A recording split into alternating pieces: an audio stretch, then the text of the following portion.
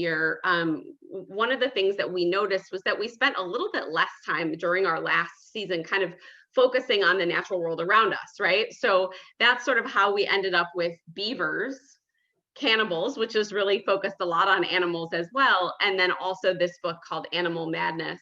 And I think, Jen, this was your suggestion, is that right? And it's, I have to say, it's been really fun for me to prep this book to chat with you all about it tonight, in part because I didn't expect just how deeply the author would dig into sort of the human world in this space. I really expected that we'd have a lot of time talking about and listening to, obviously, some of the challenges that many of our, animal friends face. And I'm sure that all or many of us have had the opportunity to, train a reluctant dog or cat, to do all different kinds of things in our house. So for me, this was a really fun book to read, having been involved in training a few of our dogs.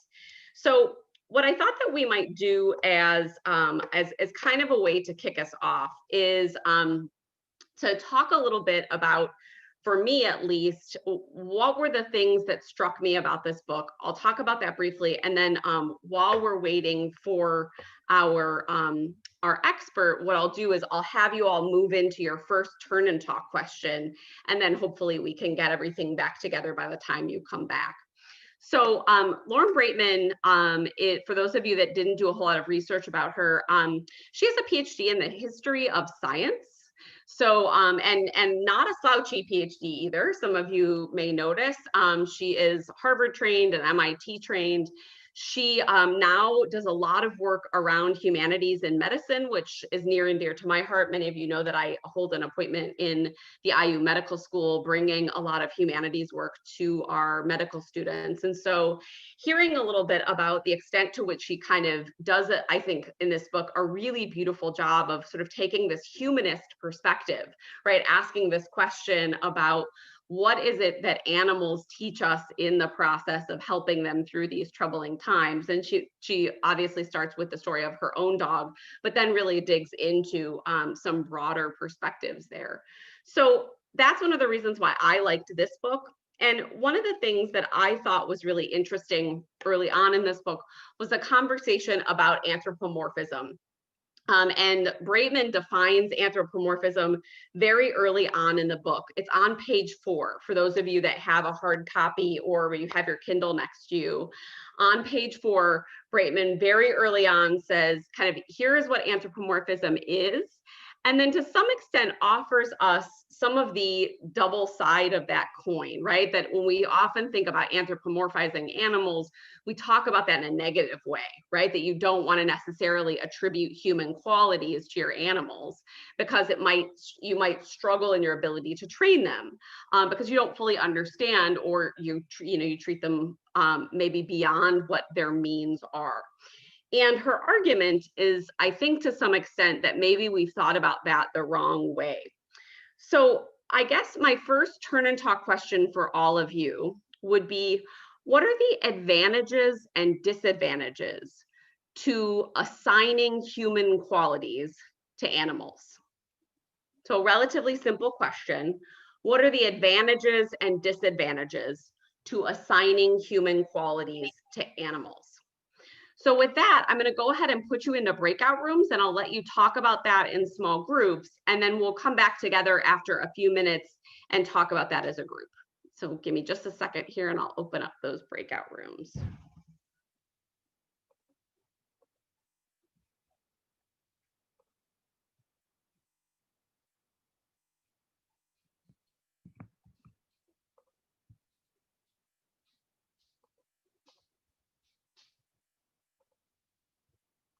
All right. There we go. And if it happens that you get into a room and you don't see anyone else, let me know and I will try to move you around.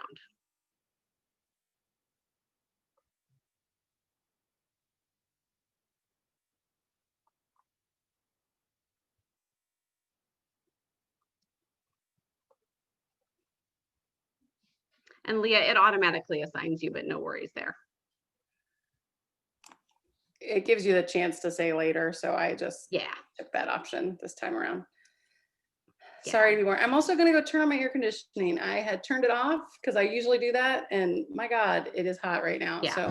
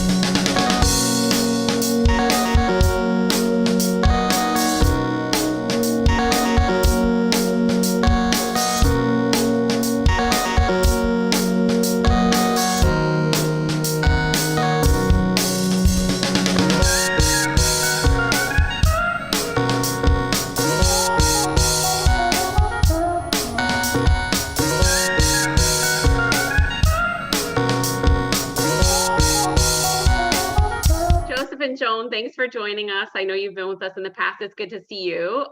This is Brett Kruger from Indy Humane. She's our guest expert this evening. We've got folks in breakout rooms a little early tonight, so we'll just chat a little bit about it. If you want to join or have a question for Brett, you're welcome to join in the chat box.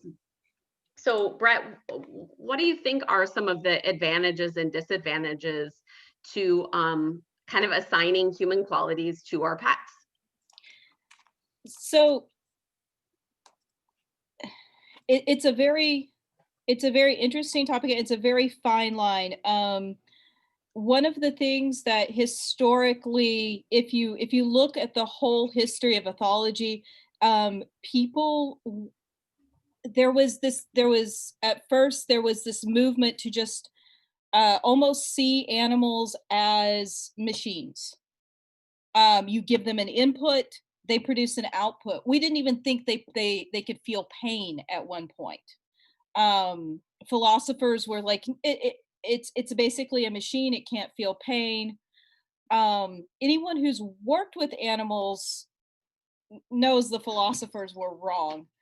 Um, but for a long time, that thinking was very much a part of learning. And the coming along and saying, now wait a second, we're not so different, that Darwin came up with, that threw a wrench into what was classically taught, which was, here comes Santiago, that there are, there are these little machines. Buddy, that's the cat butt. um so then there was more of the Victorian era of identifying more with your animals, of making them into pets. And then it became almost this reaction to sentimentality, this reaction to this over anthropomorphizing of animals. And today it seems to be swinging back the other direction, where we're allowed to kind of say, yeah, they do have some emotions. We just need to be careful how we assign those emotions. So, for instance, I always tell people, since I work with cats mostly, people will say to me, my cat's upset with me. They peed in my bed. And they'll say things like, oh, my cat's mad at me for going on vacation. No, your cat isn't mad at you for going on vacation. They don't think like that. Probably what happened was they can get lonely. So your cat got lonely. What smells the most like you in the house? Your bed. Your cat peed in your bed because they wanted to mingle their scent with yours. So there is the loneliness that we can probably ascribe there. Um, but not necessarily the forethought to, I'm going to take revenge, or I'm going to show them that I'm upset by peeing in their bed. They probably can't have that much emotion. So you do need to walk that line of, what are we fairly certain that they can come close to our emotions and feeling, and where are we investing them with way more thought, or kind of some of our own baggage, so to speak. I found that Oh, working I with was the going to right. say that for me, I think that that is one of the themes that comes up in the book time and again, right? This idea of like ascribing our baggage to our animals. And I found that a lot of times working in the shelter, you see the animal without the baggage around them, right? You see them just, they've got their baggage that maybe people have put on them that they've brought to the shelter, but you're seeing them without their owner. And so they're just reacting to you as they would, you're a stranger. Um, Being able to see them like that, sometimes away from the owner, away from the adopter, kind of gives you a different perspective on the behaviors that maybe the owner was telling you about in the home. This is the reason why I needed to surrender this animal. So yeah, I completely agree. I thought at times that the author, obviously she knew with her own dog, she was putting some of her emotions onto her dog. Yeah. But I find that she does it with other animals in the home too, or in the book too. So Mhm. even animals that weren't part of her home. That's Uh, a really good point, that I think that she ascribes a range of emotions to animals. She has beautiful stories to tell. And I think many of those stories they're not false. But I think you're right to say that the amount of meaning and emotion that she ascribes is really broad. So we're going to call everybody back here in just a minute from their breakout rooms, and I will have Brett, I'll have you introduce yourself to the group, and we'll kind of get started with that first question, then talk a little bit more about your job. Does that sound cool? That'll work. Great.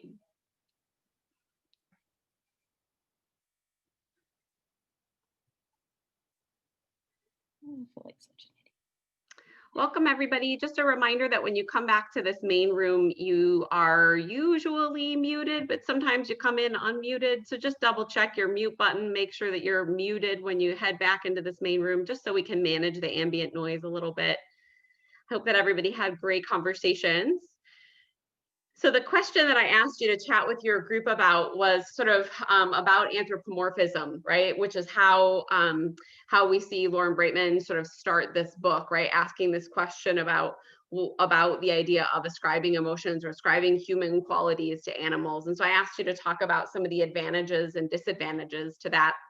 And I mentioned that we have an expert with us who is able to join us, Brett Kruger with Indie Humane.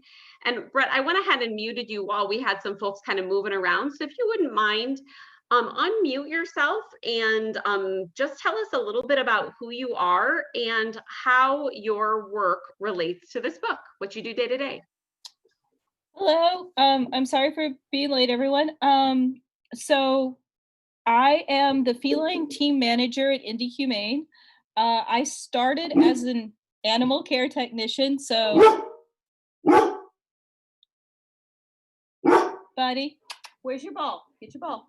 Good boy. We joked with Brett. We joked with Brett that this was going to be like a bonus of this book club tonight. Was that we got Brett plus all of her four-legged coworkers. Yeah. So I'm actually at home. So we have my dog and my 6 cats who will probably at times be making an appearance, and then I will have to entertain.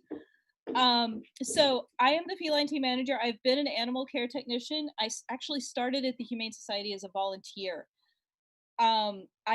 I come from a scientific background. I have a bachelor's in biology. When I came to, I thought I was going to either go to vet school, med school, or grad school of some sort, but life didn't work out that way. I ended up in Indiana working for several different pharmaceutical companies as a pharmaceutical chemist, and then just kind of have gone through life from there, never quite on a path I expected to be on. Working at the Humane Society has basically been a lot of observing people who do good work and kind of learning how they were doing what they were doing, and how to apply that to kind of a new thing. So when I came to the Humane Society, we were building a pretty good dog behavior team. We didn't really have a cat behavior team. So when the opportunity came to build that team, I had worked pretty tightly with our dog behavior team. So I moved over and I started building kind of a cat behavior team. I'm also the book was interesting for me because I come from having worked in pharmaceutical chemistry. I have worked with Prozac, Cymbalta, Strattera, a lot of Lilly products that are behavioral medications. So I felt pretty comfortable reading about the use of those with animals, and we do actually use behavior medications at the shelter. Thanks. I think it's useful to hear that background, and interesting to hear the idea that your team sort of evolved, right? That you had your dog behavior team, and then later the cat behavior team developed, which I guess stands to reason when we think about sort of patterns of destructive behavior. Dogs can potentially do more damage, right, than a cat could. So certainly the need for that early on in the development of the shelter might be greater. So can you tell us a little bit of the process of starting that team, the cat behavior team, and what sort of stories in the book resonated with you as you kind of went to discover this work? So basically we had a lot of people seem to you expect to do some work with a dog maybe not as much as the dog needs, but everybody expects, well, I'm at least going to have to walk this animal. I'm going to have to take it outside to use the bathroom. Cats we almost treat like gerbils that you turn loose in your house, right? A lot of people think you just food, water, litter box, and a cat's good to go. I'm here to tell you that that's not true. Uh, but it can be, but usually isn't. So when it came time to have this opportunity to build a team that focused on cat behavior, we wanted to do a couple of things. We wanted to try to help the shelter. So in the sense of a shelter, we're trying to place animals into homes. We want to do this. We want to make good fits so that we don't have to repeat do it. And we want to do it as quickly as possible. We do not want a shelter isn't a sanctuary. It isn't a rescue zoo. It isn't.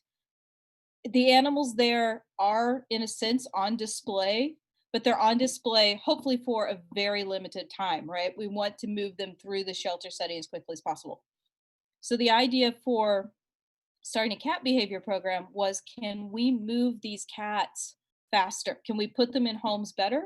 Can we move them through the process quicker by identifying what they need? And so we developed a behavior assessment. It is a snapshot of how a cat is doing at the shelter.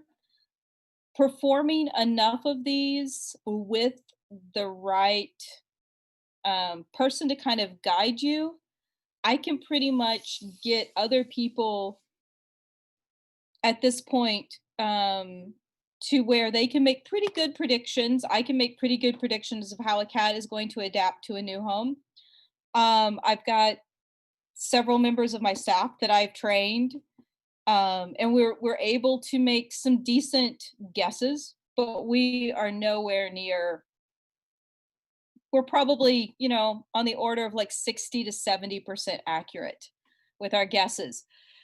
So a lot of what we do is try to walk that line between anthropomorphizing the cats enough to figure out what they are feeling, what they are reacting to, but not overdoing it, not putting our baggage on them, so to speak, and giving their reactions, their behaviors enough of a personality that we're also going to get an adopter to connect back with them. That's really interesting. You were talking about the idea of sort of predicting cats' behavior. And I also wonder if involved in that is sort of predicting human behavior as well, right? Because there are certain humans who are probably going to be more conscientious, more able to manage a cat that has more needs than one that is more, like slightly busier than a piece of furniture. So I'm wondering if we could hear from some of the small groups. One of the things I love about our Turn and Talk questions is that you have an opportunity to sort of share your perspectives with a group. So if you were in a breakout session and you had an interesting conversation that answered that earlier question, which is, what are the advantages and disadvantages of ascribing human qualities to our animals? If you would like to just sort of share a couple of thoughts, either that you had personally or that you thought were valuable from a small group member, go ahead and turn on your mic and camera right now and share that with us. And I'll try to moderate that as we go. And we do have a raise your hand option. You can either use your reaction tool button or reaction toolbar at the bottom of your screen, or if you click participants, there's a raise your hand option there as well. What does your small groups talk about? I'll go. I'm Thanks, not Jen. afraid to talk up. And I got my chair back from my cat. So. Oh, excellent.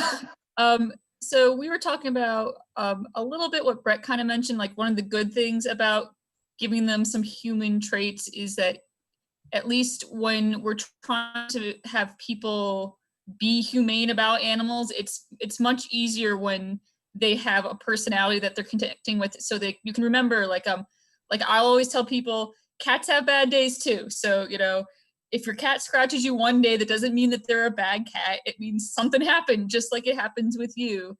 or, you know, when people, I hate to say it, but when they abuse animals, they tend to not anthropomorphize animals. So they tend to be like, oh, it's just an animal, right? And then on the flip side, we talked a little bit about, well, one, that animals perceive things differently than your eyes. So again, with the cats, like, you know, when we greet someone, looking someone in the eye is a good thing, and you want to do that, and it shows I'm recognizing you. But if you do that to a cat, they're going to be like, what are you doing? So your cats and your dogs and any of your pets, they see the world differently, and their cues are different from yours. So one of the people in our group, Liz, she said it best, where you've got to kind of go into their world too. So you kind of have to meet them in the middle, and that's where it seems to work. So they're learning cues from you, but you also have to learn cues from them. So you have to kind of have this give or take with any animal, really. Thanks, Jen. I really like that insight of kind of meeting them in the middle between sort of their set of comfortable behaviors and a human set of comfortable behaviors. That somewhere in there is hopefully you come to a middle ground. What else did your small groups talk about? Liz, we'd love to hear from you. Thank you. We're having trouble hearing you, Liz. It might be that your mic, or if, oh, I can see you've got your phone there. Yeah, I think that there's a mic problem there. If you want to use the chat, you can, or we'll do our best to kind of, if you want to try to disconnect and reconnect, that might help as well. Does somebody else in Liz's group want to help? She'll just listen. Okay, thanks, Liz. Other thoughts from other groups in terms of what are some of the advantages and disadvantages to sort of ascribing those human behaviors to your animals? Thoughts?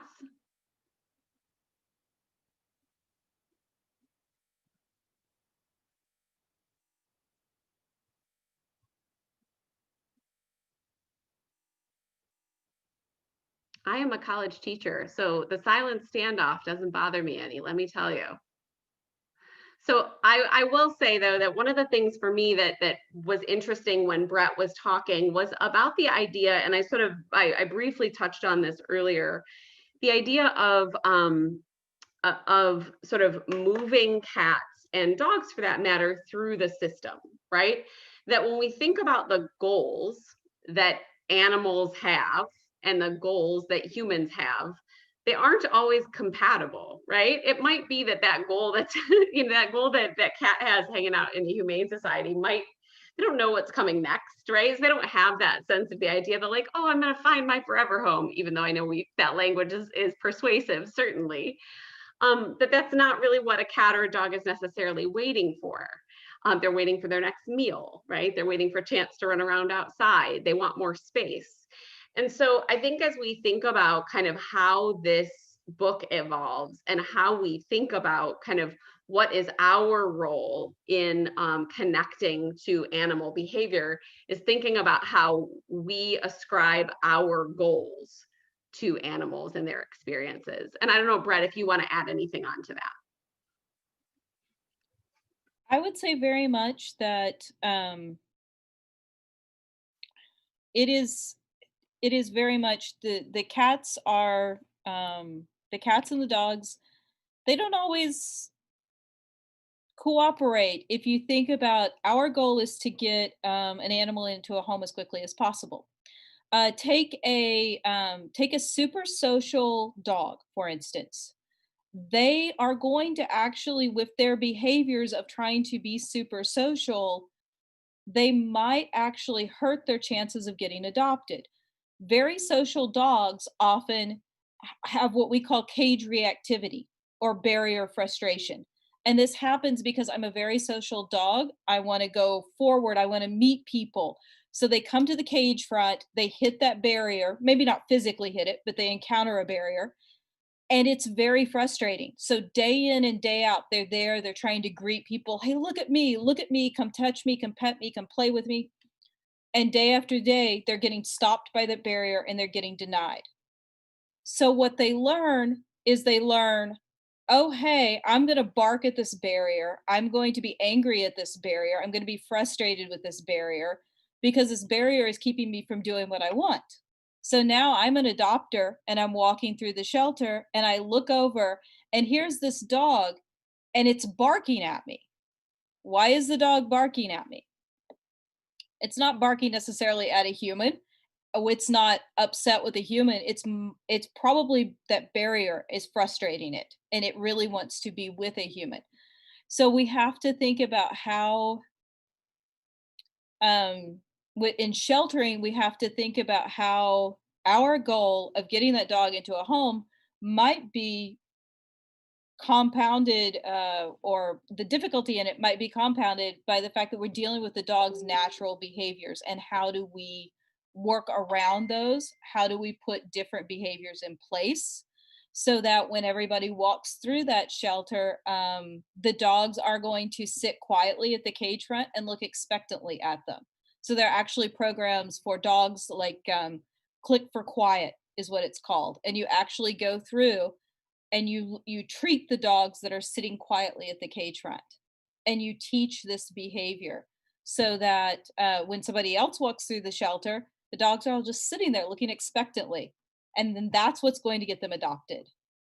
So we have to figure out how to accommodate their behaviors but also how to change their behaviors to fit in with sort of the world of humans, right? And this, I think, yeah. relates really well to Liz made a great comment in the chat that I just want to amplify before we move into our next question for you, Brett. So Liz, one of our participants mentioned that for her, having been involved in all different kinds of AKC, et cetera, sort of training and showing experiences, that she's moved into this sort of space of getting closer into the dog's world, right? Kind of moving toward agility, toward tracking and retrieving and herding. In part, I think, Brett, your comment there really illustrates what Liz was saying, right? Is this space between, we all want a great dog or a great cat. And at the same time, what we consider great is not necessarily a natural behavior for that animal. Definitely. And I have to agree with her that the things where we are using the skills that a dog has are way more rewarding. For instance, I'm fine with my dog barking when he sees everybody go up and down the street. That's a very natural dog thing to do. He's saying, hey, this is my house, this is my property. You guys stay out there. That is something that a lot of people will, you notice when, for those of you that were with us, I don't know if we'd come all back together or not at that point, but I asked him to go get his ball for me instead of yelling at him for barking. We have trained him to kind of be ball driven. So we get him to get his ball. I get his ball. I throw it. It's a reward. Hey, you let me know there was something going on out there. Now let's do some quieter activity with the two of us. These like doing nose work with dogs, doing tracking, doing agility. These are things that the dogs seem to inherently enjoy, as opposed to straight up obedience, where we're using their love of treats and their desire to please us, but they don't really understand the point. There's no intrinsic reward other than the reward of the treat. Whereas nose work, agility, the dogs are doing things that dogs would do anyway. You turn your dog into your backyard, they're going to run back and forth. If a squirrel or a rabbit has been in your backyard, the dog's naturally going to run back and forth looking for that scent, trying to track it. Where did it go? Where did it come from? That's just what tracking, is on a organized scale. So the dog is getting a reward. They're satisfying a need and getting a reward for those type of sports. It's a really helpful, I think, explanation, and leads us into my next question for you, Brett, before we jump into our next Turn and Talk question. And that question is kind of about your day-to-day work. How do you go about sort of diagnosing a cat or a dog who maybe you've heard either because someone has relinquished it or one of the other volunteers mentions that the animal has a behavior problem, right? This was something that Breitman talked about in the book, right? That what we identify as bad behaviors are often only bad in the human world, right? So can you talk a little bit about the process that Indy Humane uses to kind of identify some of these? And then I know you mentioned your experience in the pharmaceutical world, and that's such a large part of this book. So I'm wondering if you can talk a little bit about kind of how pharmaceuticals can potentially help you get a dog or cat ultimately adopted. So we try to get some sort of history on the animal. We can't always get it. A lot of our animals are transfers in from other shelters, so we may not be getting complete records on them. And then people, when they surrender animals, they want to paint them in the best light possible. They want you to take their animal, so they want to paint that animal in the best light possible. So we may not find out that a cat has litter box issues. We may not know that the dog was surrendered because it lives in an apartment and it's much like my dog loves to bark at things going by on the street, which, if you're living in an apartment, not a great thing for your neighbors. So we may not get all that information. And the behaviors we're going to see at the shelter are not necessarily going to be the behaviors you're going to see at home. The shelter is inherently stressful for both cats and dogs. So we're going to see some behaviors come out that you wouldn't see at home. And we're going to see some behavior, or there's going to be an absence of some behaviors, because some behaviors the animal's not going to be either comfortable enough to express, or they're not going to have the need to express because they're not in the right situation to express that behavior. What we have found, we use a system where we have the daily caretakers make memos and report on the animals. The medical staff makes memos and reports on the animals. And then we have behavior personnel who have kind of some standardized ways of interacting with the animals to try to identify them. So for dogs, for instance, we're looking at some dogs are food bowl defensive. So they will try to keep their food to themselves. They don't want a human to approach it. They don't want other dogs to approach it. So we might notice that at the shelter. Our animal care technicians might notice it on a daily basis when they feed the dog. They put food in the dog's bowl. The dog might start growling, like it might stand very stiff over top of that bowl and growl until the animal care technician backs away from the bowl. So we know we've probably got a food bowl defensive dog on our hands if we see something like that. Medical might give the dog a high value treat to distract it when they are doing a medical procedure, some medical handling. Again, the dog may get the treat, and instead of just like lapping it up or chewing on it, they might go into that stiff posture again, almost guarding the treat. Now we know we have a dog that may be a resource guarder of some sort. And So that's a behavior that you guys try to sort of manage before that dog would leave the shelter, right? definitely. So food bowl is something that we can work with to kind of desensitize dogs to having humans approach their food bowl. Resource guarding is both a it's training the human as well as the dog. So for resource guarding, we not only do we work on the resource guarding for the dog, we also work on the human reaction to that. So a potential adopter of a known resource guarder, we would teach them things like trade, so that they have, if the dog grabs a high value item, say maybe it jumps up on the table and grabs your steak off the table.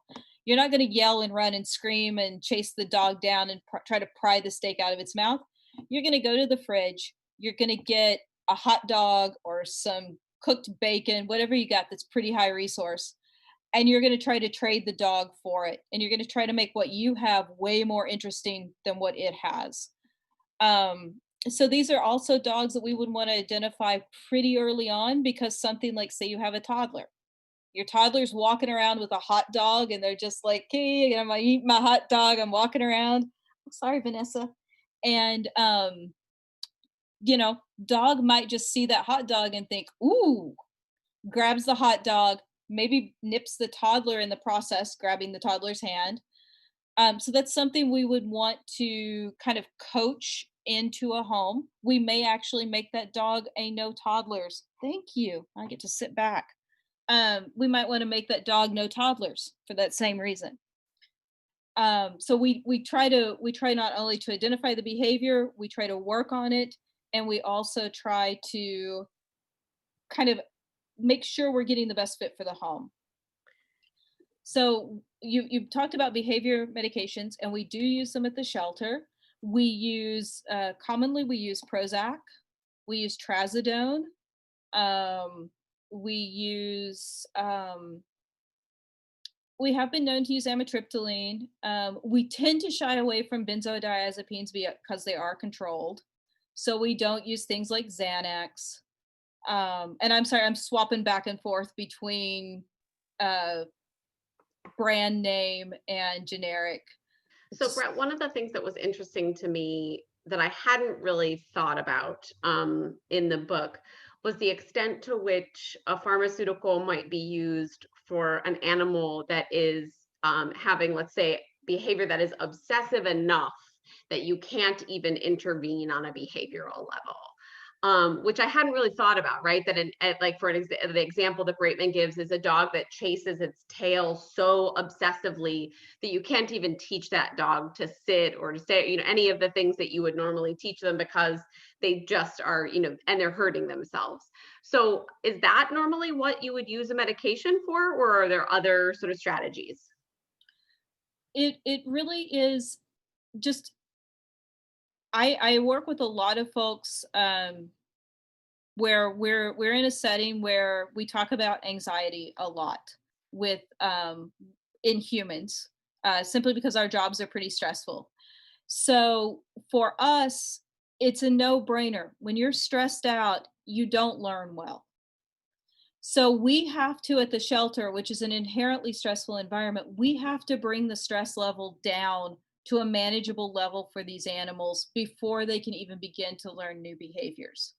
So, for instance, the dog that chases its tail compulsively, um, we haven't really had many of those. What we do see a lot for dog compulsive behaviors are more things like happy tail, where the dog gets into wagging its tail so much, so often, so hard that it's beating the sides of the kennel with its tail, and it will beat its own tail bloody. With cats, we see them obsessively grooming themselves. So with cats, grooming is a way to check in and say, okay, I'm comforting myself, it's going to be okay. When it happens constantly, because the cat's stressed out, so they constantly feel that need for comfort, they'll actually start barbering off their own fur. And then eventually, some of them will even lick themselves to the point where they're opening sores on their bodies. So when animals are in these situations, we have a couple of strategies. So we can try to get the animal out of a shelter and into a foster home, provided there are no other behaviors that would be difficult to manage in a foster home. We certainly don't want to take an animal that is maybe known, came to us as a bite case or something like that, and immediately put it into a foster situation. That potentially could not be good for our foster, especially if we don't know triggers. So we do want to be careful, but we do have foster situations. But if we need to keep those animals at the shelter, we're going to use a medication that will try to bring that anxiety level down to the point where we can get the animal to learn a new behavior. Shelters are also they can be very noisy. If you've ever walked through the dog kennels at a large shelter, you know that it's almost impossible to even hear yourself think sometimes.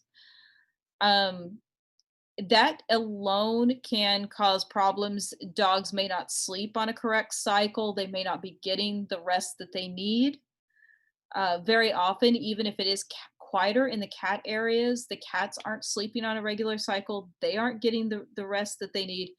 So there are some drugs that we use that have a slight sedative effect. We are not using them in the sense to dull the animal down so that when they meet potential adopters, the adopter is meeting them and they're thinking, oh, this is a nice, quiet, calm animal. We're just using them enough to make sure that that animal is getting some rest, getting some sleep, and at as low a stress level as we can keep them in the shelter. So it's a very delicate balance to kind of work with some of these animals and get the right medication at the right dosage. It sounds like it is. And I think the comments that you made here lead me to really well into my next turn and talk question for the group. So if it's okay, we'll pause there. I'll ask that question to the group. We'll send everyone to breakout rooms. Brett, you and I will hang out here in the main room. We'll chat about it, and then we'll bring everybody back in a few minutes. So in chapter 4, one of the things that Breitman talks about is how our conception of mental health, even for humans, has changed over time, right? So she talks about the sort of Victorian notion of like mortal heartache, for example, right? That's not what we diagnose someone with anymore, right? And that even for animals, sort of how, and Brett, you taught, and I talked about this kind of early on when we were talking about sort of the history of how we anthropomorphized animals, that we originally saw them primarily as tools, and then as they moved into our houses, the way that we ascribe emotions to them have changed. So one of the things that's interesting to me about this concept of changing times and changing perspectives comes this idea of changing language. And of course, the communication professor is going to bust out a language question, even for the animal book, right? You can't let me out. So my question is, because animals don't really have a language to communicate with us about their pain or mental state, right? They can't. You can't ask a cat if it's feeling better today, but you can to some extent notice, does the cat seem more well rested, for example. So how does the human ability to use language limit our ability to understand animals, because we rely on language so heavily? And how could we, or have we gotten around this issue?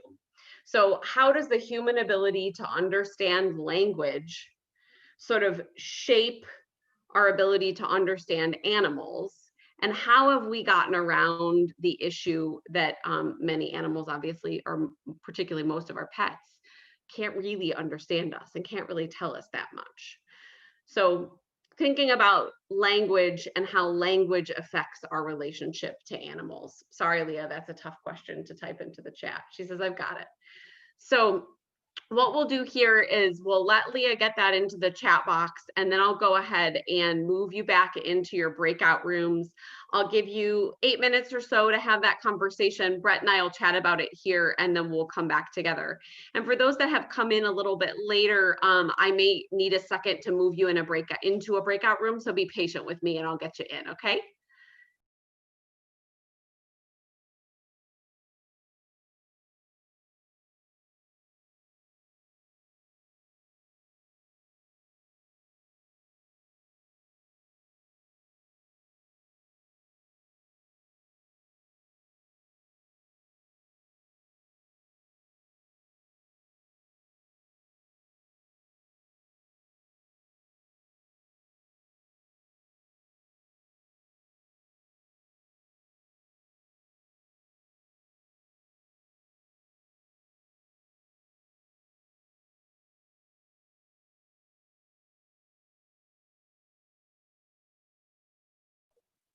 Okay, I think everybody that might need a breakout room has a breakout room. Let me move Liz into the room. So Liz, I think this is Liz's audio, if I remember right. Let me make sure that she's in the same room as other Liz. Give me just a second here.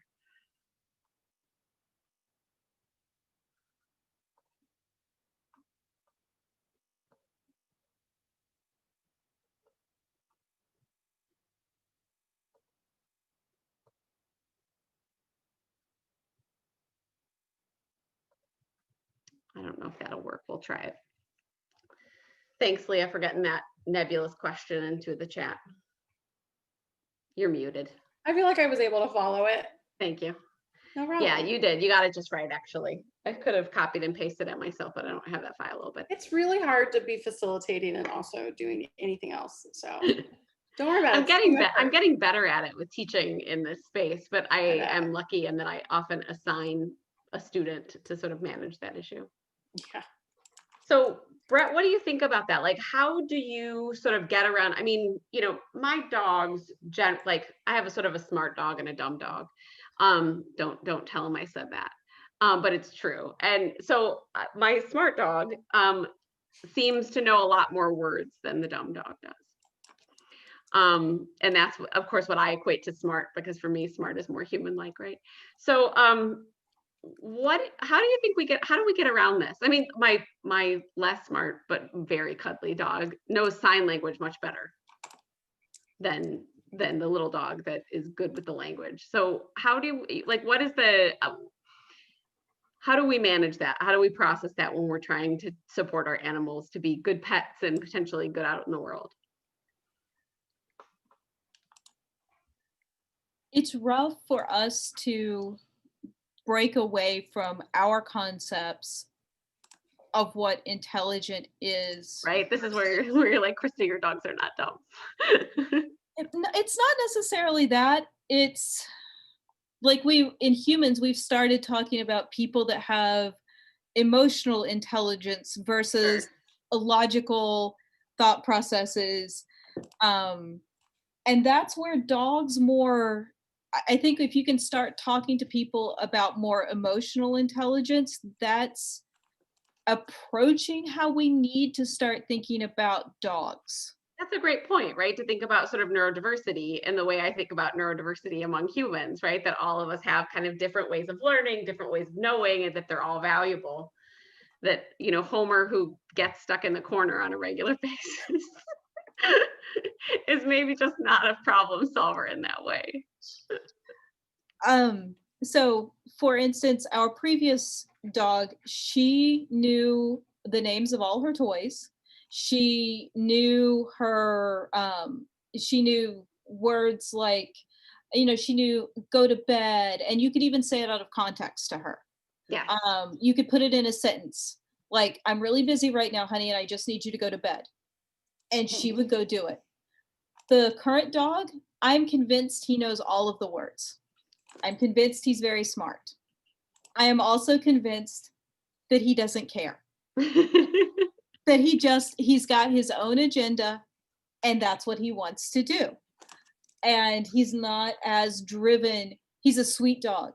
He loves myself and my husband, but he's not as driven to please us as she was. Mm-hmm. And in a lot of ways, she had a lot more OCD behaviors than he has. So I almost see her need to please us as another outlet of that OCD kind of behavior that she had. He's a lot more just like, go with the flow. Yeah, he is. So I think that, it's a complete package. You may have one dog that doesn't know as many words, but that's the dog you take to the dog park, and it's the dog that in just instinctively knows how to play with the other dogs without Sure. causing any problems. And then so there are going to be some dogs that you're never going to be able to obedience train. But those might be dogs that are fine at they may not be able to be a drug sniffing dog, but they might have a great nose. They might really enjoy things like snuffle mats and busy boxes where they have to root through them to find the treat. They might be the first dog to do that. It's just trying to figure out what your dog is interested in and what they're good at. Well, and I think it's interesting, again, for us as humans, we rely on language so heavily, right? Even for babies who can't speak, right? We ascribe words to their emotions very early.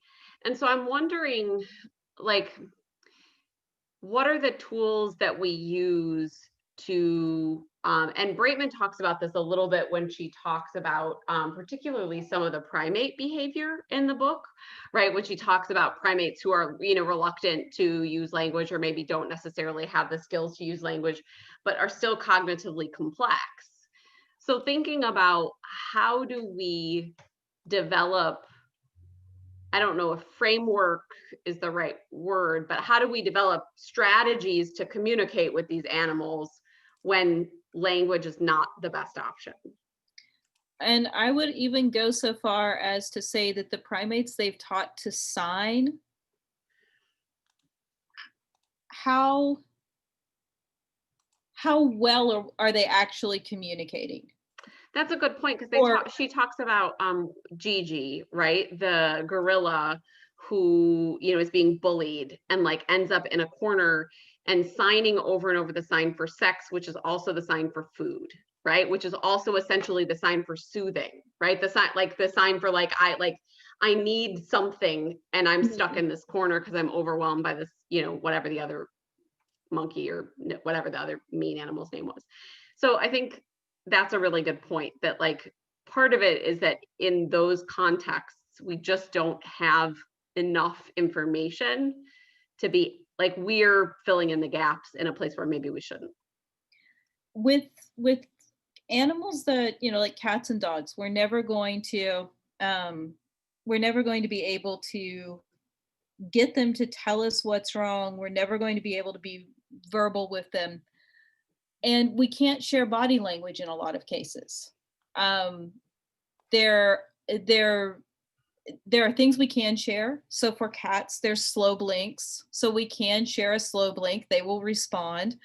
Dogs actually can read human faces very often better than humans can read each other's faces. So somebody comes home and they're like, I come home and I know they'll tell me, I know my dog has made a mess in the house because I come home and my dog just instantly looks quote unquote guilty or slinks away. And I'll be like, I wish I had a camera on you the minute you walked in that door. Cause I don't always say this out loud, but this is my thought process. Very often a dog can see in your face you anticipating one of their behaviors. So they are reacting to you're ready, you're ready to have a reaction to them. And they see it building on your face and they can react ahead of time to your reaction. Like you don't even know you fully had that reaction yet. And they're already there. So that's why when I talk about like emotional intelligence from dogs, they pick up on a lot of things like that from us. So we have to, you honestly, as a human, if you're working with a very perceptive dog, you have to be careful.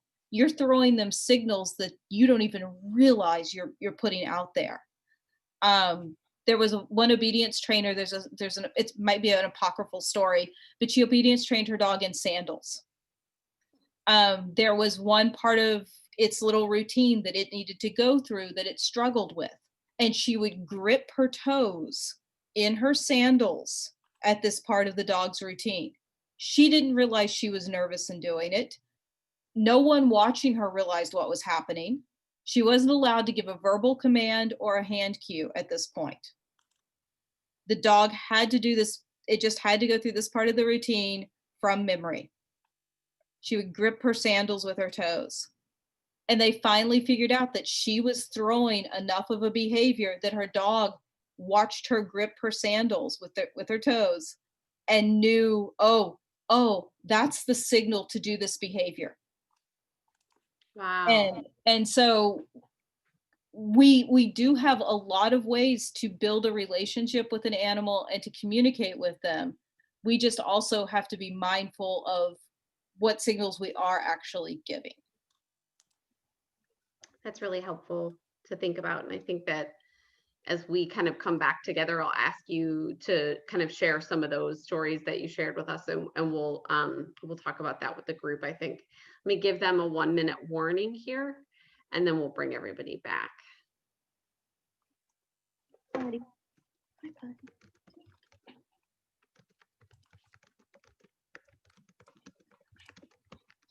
Hi there, buddy.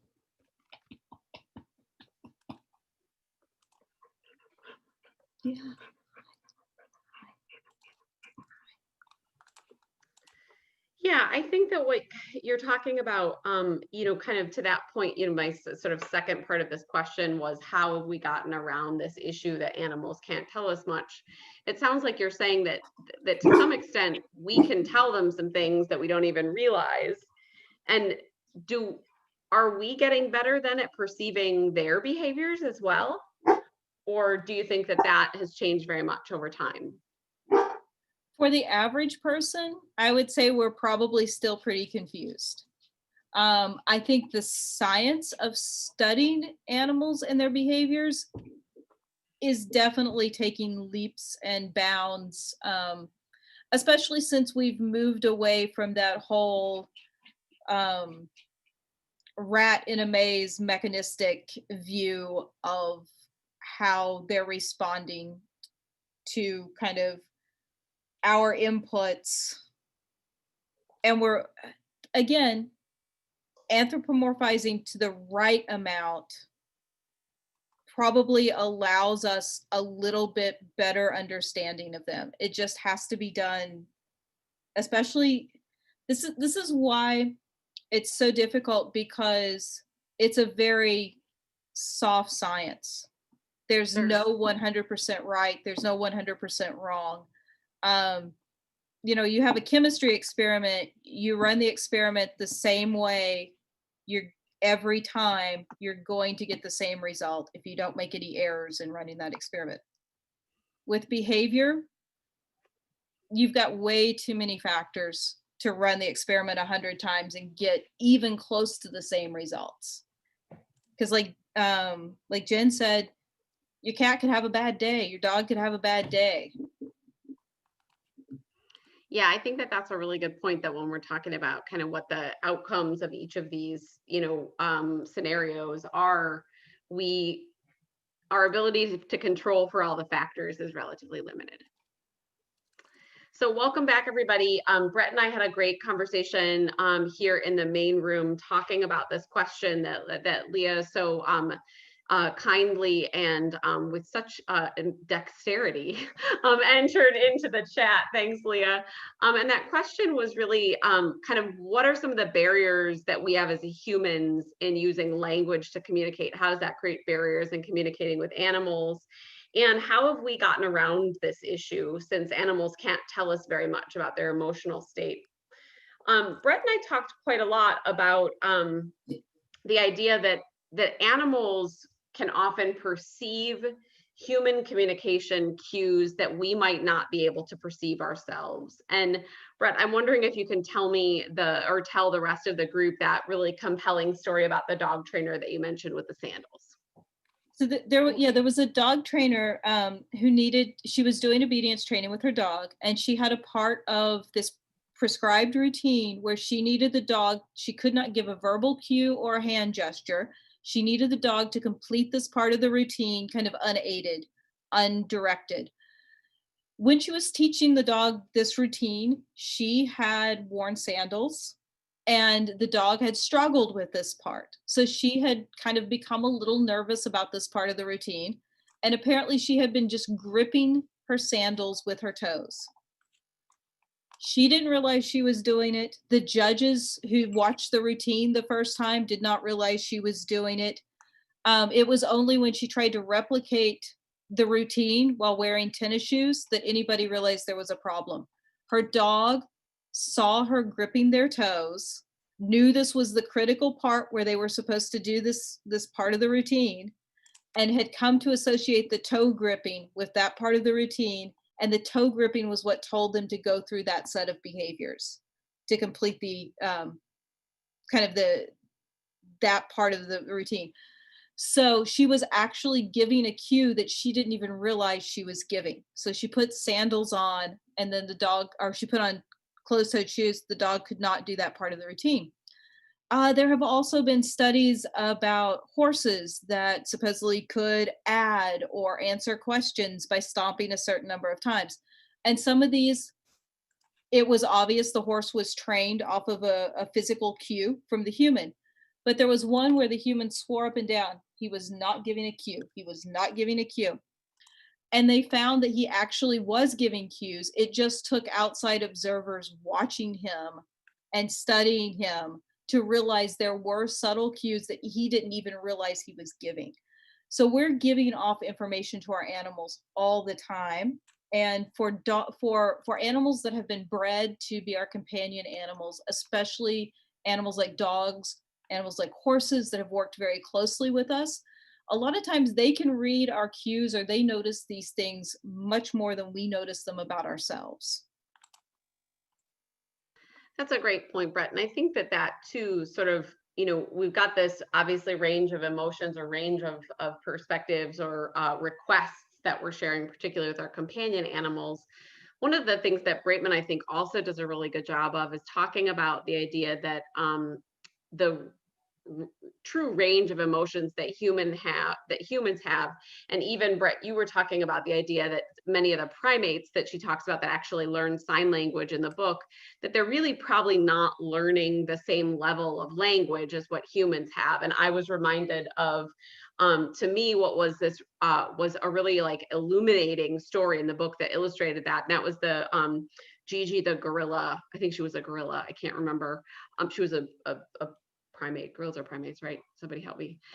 Thank you, Jen. Again, the humanist. And that she would, she was being bullied by another gorilla, and she was in incredible distress, and she was signing. But she was signing the sign that was the same sign for food, that was the same sign for sex, that was, the sort of the same sign for comfort, right? She was just sort of overwhelmed. And I think that to me was really interesting, right? To sort of think about, like, we have all of this nuance around how we talk about the difference between love and lust and heartbreak. And for animals, they don't have that level of complexity, or they have that complexity in different ways that we don't fully understand. And I think that that's one of the things that this book does really well, is it talks about the idea that our way of knowing as humans, even though we try to ascribe it onto the animal world, it doesn't fit very well. And you were talking, as I recall, Brett, about the idea that because of that, because as humans, we're sort of trained to communicate in one way versus animals that are, made to communicate in a different way, or are evolved to communicate in a different way, that while the science is getting better for humans understanding of how animals communicate, the average human just doesn't necessarily have access to that information. Can you say more about that for the group? Definitely. And it's not to say we're horrible because we don't get their language. It really, someone in the chat mentioned that they have fostered 23 dogs over 10 years. And that's way more animals than most people are going to have exposure to. That's way more dogs than most people are going to have exposure to. Working in an animal shelter, I have literally handled hundreds of cats in a single year. Having just that amount of exposure, if you're willing to pay attention, you get a lot more information, you get a lot more input, you get to see a lot more behaviors, you get to see what those behaviors could possibly mean. So the average pet owner is going to what? They're going to own 4 dogs maybe throughout their lifetime. If your cats these days are living 15 to 20 years, you're going to own, most people aren't idiots who own 6 cats at one time. So most people are going to own maybe 3 or 4 cats in their lifetime. So it's certainly not to say that the average pet owner isn't doing everything that they can or that they should. It's more just they're not going to have that breadth of experience of seeing all of the animals, of seeing some animals evolve, some animals just present themselves. This is the way I am. So you get the perspective of learning a lot in a much shorter time. The more exposure you have, you learn more things that they use these conflicted signals to communicate. So we may see a cat purring when it is completely stressed out, because purring is a behavior that cats do when they're comfortable. So therefore, they also do it when they're uncomfortable because they're trying to self-soothe, kind of like the gorilla who was signing over and over something that could be sex, could be food, but was ultimately, I need comfort. So trying to address their behaviors sometimes in our language becomes problematic. The more you see of those behaviors, so the more we're able to develop that language to best address. So I do use words like uncomfortable a lot. I use stress. I don't use words like bad or mean, because we're trying to get to what the animal is feeling. I don't think there are mean cats. I don't think they're purposely out to get me.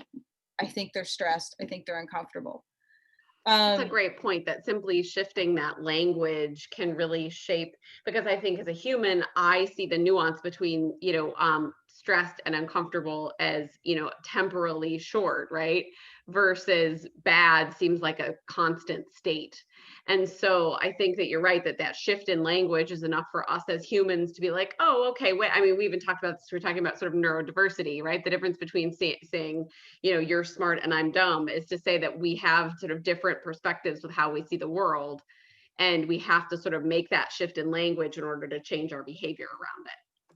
And I feel like most people just on a if you're not clued in that most of us use language very carelessly. Coming from a science background, one of my big pet peeves is somebody says, I have a theory.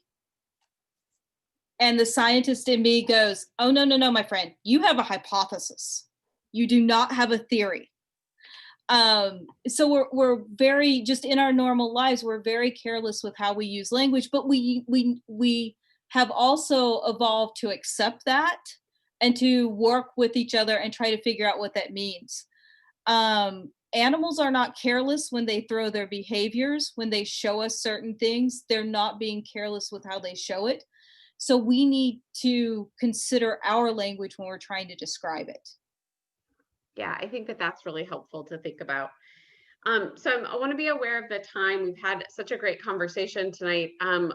We have a few minutes left where I would love to hear from maybe one or two of the groups. If you had an interesting conversation in your small group and you wanted to kind of share a little bit about that.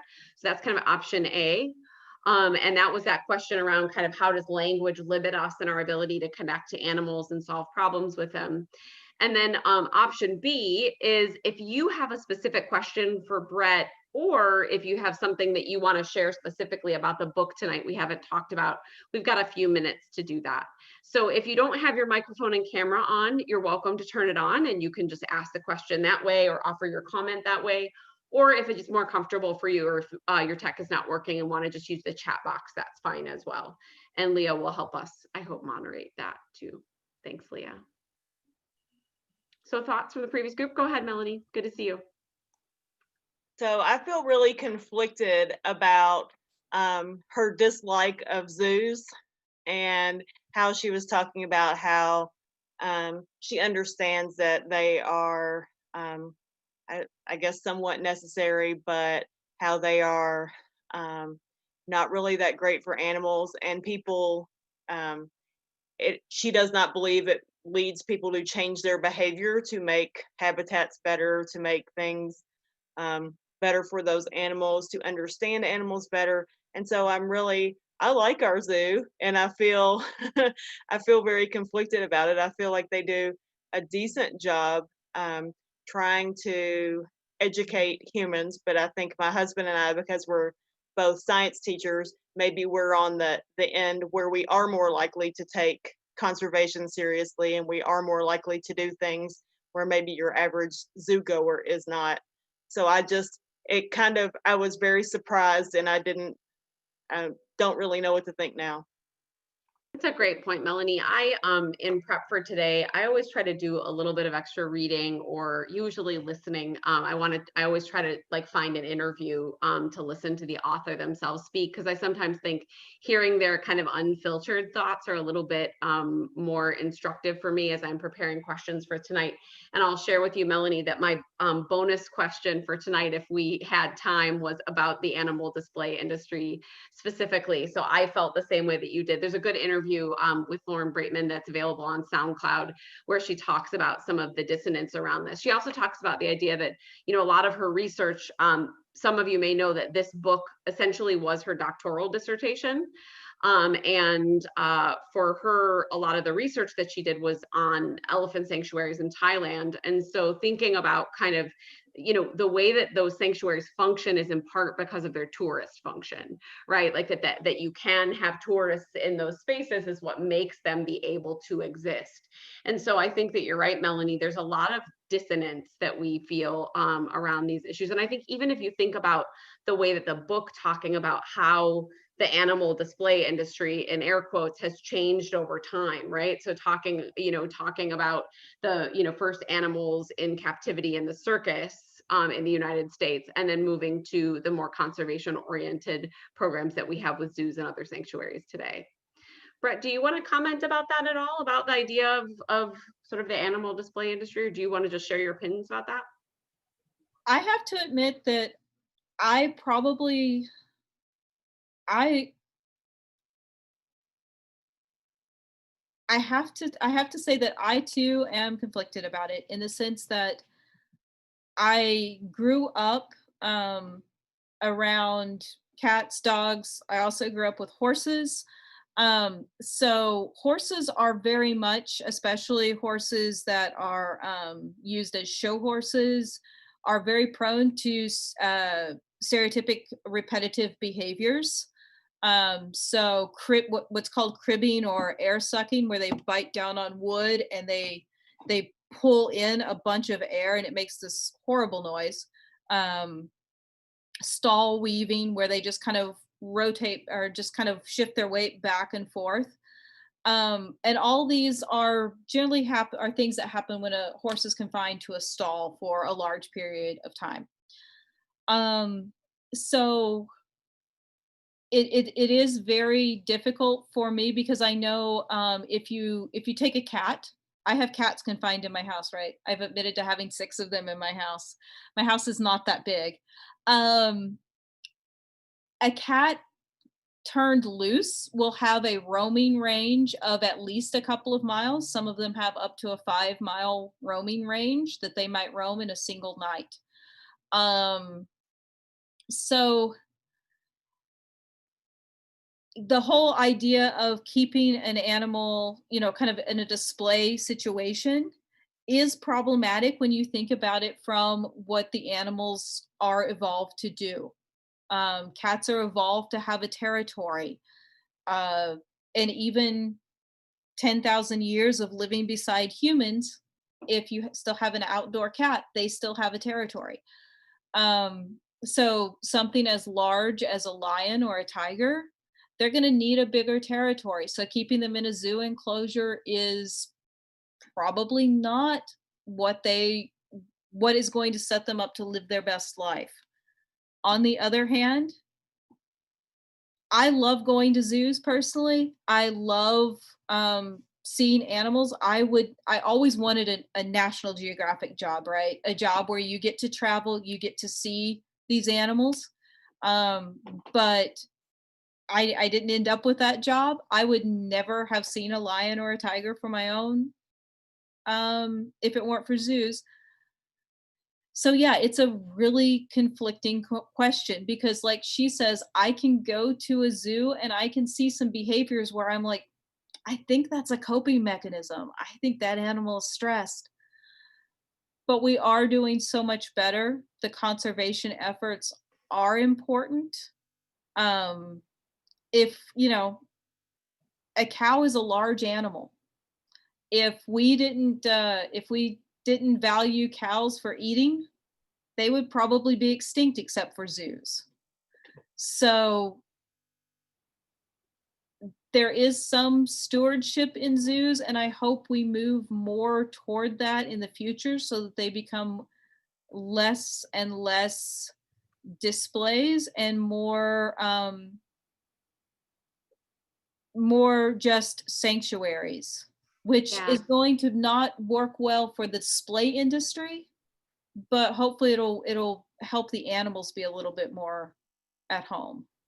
I think that you really kind of hit the nail on the head in terms of thinking about how the industry has evolved as well, right? To sort of thinking about more naturalistic habitats, opportunities for, exhibiting and engaging in behaviors that are kind of more of what happens in the wild. So Rose has a great question in the chat, and I'll take that for our last question for the night, and we'll wrap up. And that is, what do you think was going on with the author's dog? And if you had a dog like the dog in the book in the shelter, what would you do? Oh, wow. So there were a host of issues with the dog. Um, Separation anxiety, obviously. Um, it sounds like the dog needed something that her family, her situation, her living situation at the time could not provide. Um, this is probably a dog that would have benefited from being with, if not, I don't want to say this dog, sorry, I have one of my cats like pressing against my computer. There you go. I'm afraid she's gonna like knock the screen sideways. Um, if not from being with a trainer necessarily, because I don't know that training is what this dog needed, but it needed to be with a fam or a home environment where it could have more natural outlets for the things that were going wrong for it.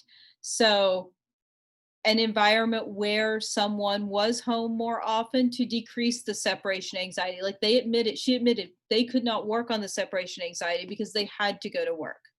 So where are you going to find that miracle adopter if this animal were in a shelter who could take their time and slowly work through separation anxiety? You're probably not going, I'm going to be blunt with this one. You're probably not going to find that miracle adopter. The thunderstorm issues, again, possible to work through those if you have the right, if you could control things, right? You may never be able to control things to work through the thunderstorm issues. There are going to be outliers. And it's unfortunate that in a case like this, if we were to get this dog in a shelter setting, we are triage. We even Indie Humane, which has over a night, so no kill, which I abhor that language. I could do a whole TED talk on why I don't like that language, but no kill is considered 96% and above save rate, placing in homes for a shelter. We are well above 96%. This is a dog that we would seek rescue for. We would try to get out of a shelter setting because this is a dog that you can't help separation anxiety in a shelter setting. If it's constantly being returned for separation anxiety, that's something we're not going to be able to help in a shelter situation. We're probably not going to be able to find a foster home that can deal with that. We could try, but we're probably not going to be able to. So we're either going to have to reach out to rescue, or we're going to have to make the decision that rather than keeping this animal alive and basically torturing it, is it the kinder thing to let this animal go? And we talk about in sheltering a lot, and this is taking the conversation a whole different direction. We talk about the 5 freedoms. And the 5 freedoms include not only physical health, but they include mental health. So is this animal free to exhibit species-specific behaviors? And are they free from mental distress? And this dog could not experience those freedoms in a shelter, most likely. So it would definitely be a dog where we would be on the euthanasia conversation about. And I think that that's one of the things that that Braitman sort of struggles with throughout the whole book, right? Is the idea that there are, that there are a certain set of behaviors that are so self-harming for some animals that, even a human intervention, whether that's pharmaceutical or behavioral, can't always be the right fix. But I think, to your point, Brett, it sounds like Indy-Humane, and it sounds like sort of Braitman's argument is that what we don't want is a scenario where we are training animals into our convenience as humans, right? That when we think about, for example, a dog that needs more walks than what it's getting, like that's a completely solvable problem.